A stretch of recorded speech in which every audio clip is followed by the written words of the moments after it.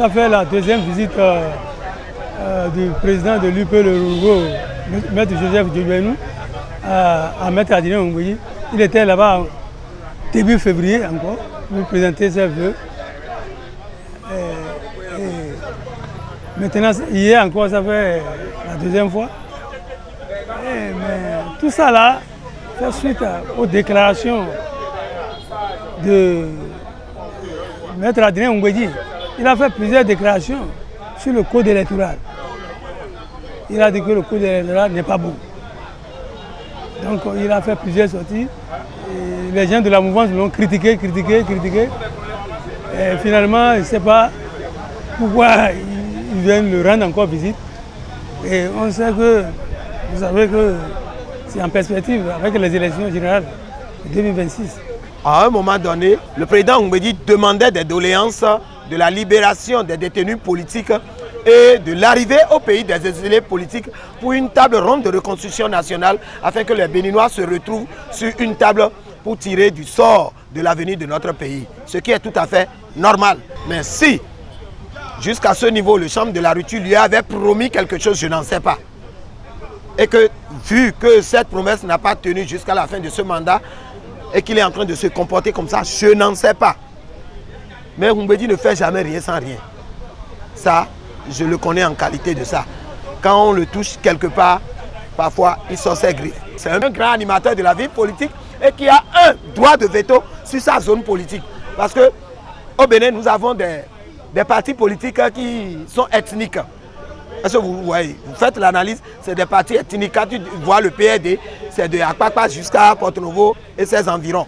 Et quand tu vois la RB d'alors, c'est le Zou de Cotonou jusqu'à Jola, à ses environs. C'est une première expérience que nous sommes en train d'avoir des partis politiques nationaux, mais qui n'est pas en train de porter fruit. Parce que jusqu'à aujourd'hui, on ressent la vie politique ethnique dans la vie des animateurs de la vie politique.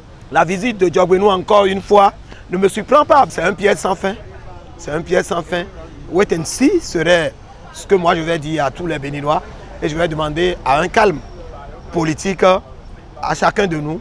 Le Bénin a un destin, le Bénin a un sort politique que le monde ne maîtrise pas. Kérékou l'avait dit, que le Bénin surprend et surprendra le monde. Le Bénin va encore surprendre le monde en 2026, en ce qui concerne les élections 2026, mais dans la paix et dans l'unité nationale. Djogbénou est allé chez Ngouédi, oui c'est bon, mais si je suis à la part d'Adrien Ngouédi, la décision, je vais prendre une décision ferme et je ne vais pas me laisser embarquer par ces gens. Parce que le PRD est un grand parti politique. Et aujourd'hui, tout le monde parle au président Talon de corriger la loi électorale. Lui, son problème, c'est non-recevoir. Ce n'est pas bien. C'est une loi chrysogène. Et tout le monde en parle. Le clergé a parlé.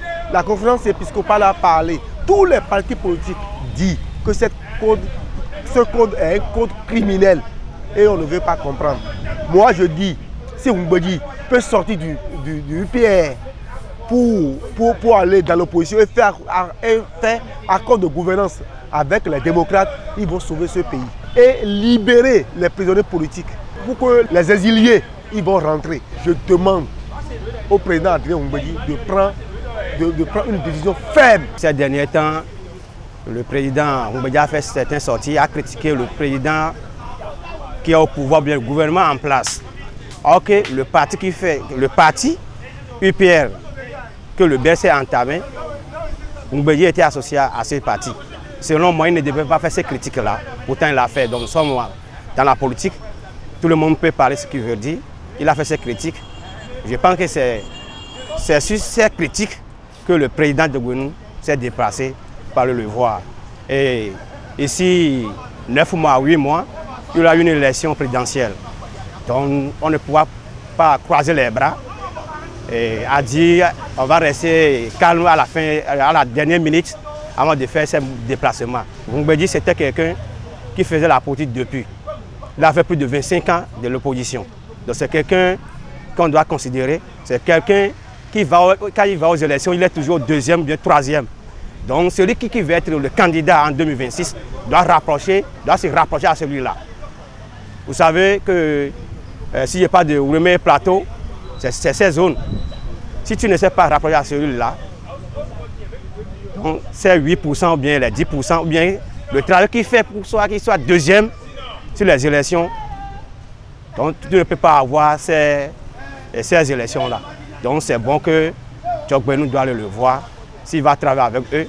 Parce que sur les réseaux sociaux, les gens disent à la fin minute que le PRD va s'entacher, va se rattracher de UPR. Nous ne le savons pas. Donc il devait vite pas le voir. Parce que si un jour venait que le PRD a fait une déclaration qu'il n'est plus dans le BR, c'était une association. Nous savons que si demain il va se raccrocher, il va se retirer.